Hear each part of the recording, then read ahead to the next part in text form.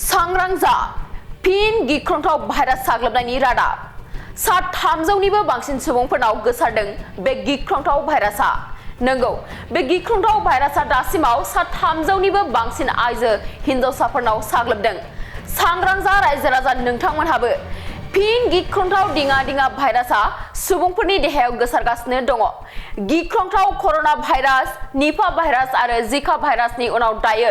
दिङा भाइरासआ गोसारगासिनो दङ मिथिनो मोननाय बायदिब्ला सानजा आफ्रिकायाव थानाय युगान्डानि बुन्दिबागे जिल्लायाव दिङा भाइरासआ गोसारगासिनो दङ नंगौ सा 300निबो बांसिन आइजो आरो हिनजावसाफोरनि देहायाव बे भाइरासखौ मोननाय जादों सुलुङा फोरमायथिनाय बायदिब्ला जाय सुबुंफोरा दिङा जिउसाजों सन्देर जादों बिसोरनाव गोबां रोखोमनि लैखोनफोरखौ नुनो मोननाय जादों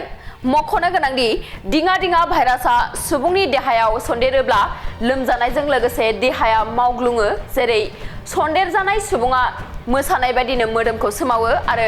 गोब्राब थासारिजों सुबुंफोरा पेरालाइसिसजोंबो मोगा-मोगि जागासिनो दं होननानै सुलुङा फोरमायदों दासिमाव बे दिङा भाइरासजों रावनिबो जिउ खहा जानायनि रादाब मोननाय जायाखै सावस्रि मावख'गिरिफोरा थाबैनो बे बेरामनि फाहामथायखौ होनो नाजागासिनो दङ बे बेरामनि गोसारनायखौ होबथानो थाखाय सावस्रि बिबानगिरिफोरा